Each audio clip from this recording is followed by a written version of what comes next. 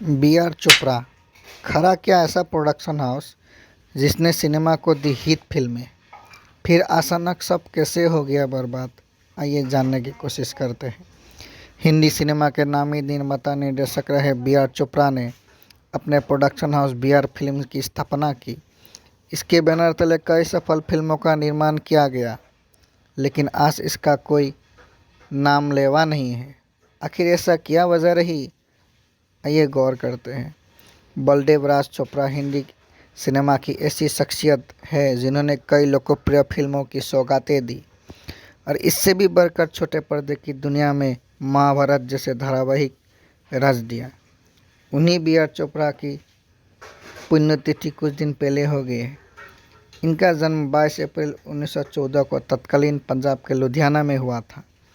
Lahore university से post graduation के बाद 1944 से बी आर चोपड़ा मासिक पत्रिका सिने हेराल्ड से जुड़ गए। उन्होंने फिल्म अफसाना से अपने करियर की शुरुआत की।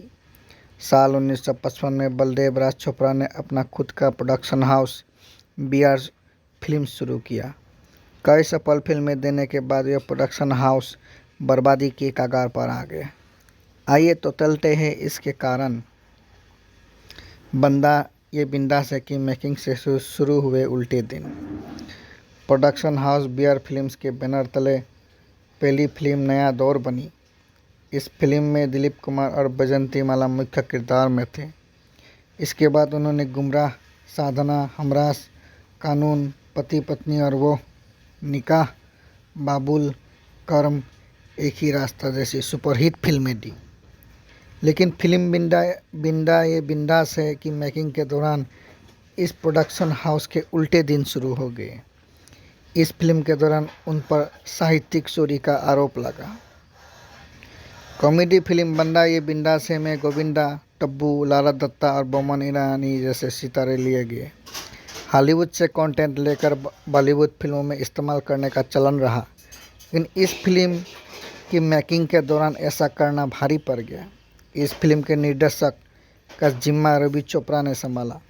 ऐसा पहली बार हुआ कि उन पर केस हो गया। केस में पेनल्टी इतनी ज़्यादा लगी कि इसके चक्कर में बी आर फिल्म्स बर्बाद हो गया।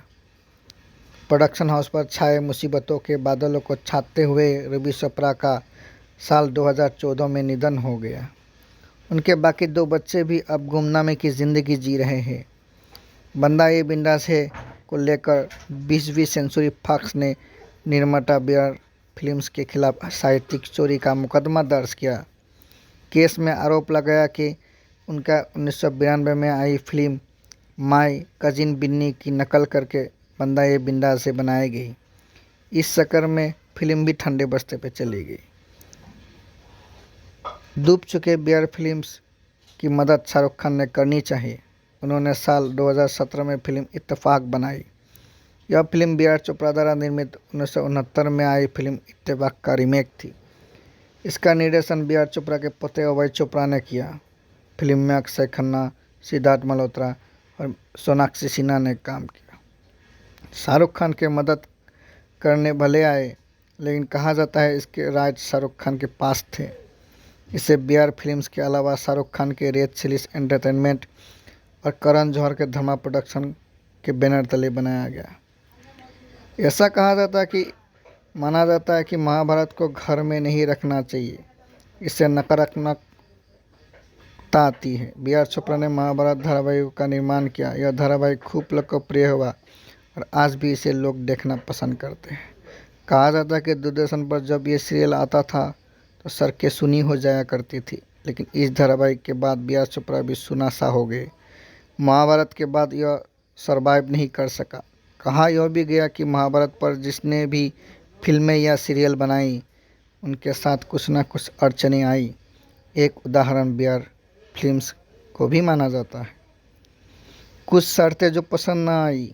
बेशक बी आर चोपड़ा की फिल्में सिनेमा की दुनिया में सफलता की नई इबारत लिख रही थी, लेकिन कहा जाता है कि फिल्मों की यह सफलता कहीं न कहीं उनमें घमंड ला रही थी। कहा जाता है कि नया दौर के वक्त वे पूरी थीम के साथ एक कॉन्ट्रैक्ट साइन करना चाहते थे। इसके तहत वे सभी किसी और प्रोडक्शन हाउस के साथ काम नहीं करना सकते।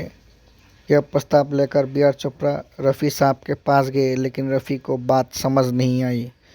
उन्होंने बड़े सम्मान के साथ कहा कि वे जनता की आवाज़ है और वे हर निर्माता निर्देशक के लिए काम करेंगे। बस यही बात चोपड़ा साहब को अखर गई और उन्होंने अपनी फिल्मों में रफ़ी को ना लेने का निर्णय लिया। शायद इसी तरीके ने भी कहीं ना कहीं नेगेटिव प्रभाव पड़ा और बी आर चोपड़ा फिल्म की हालत बुरी हो गई।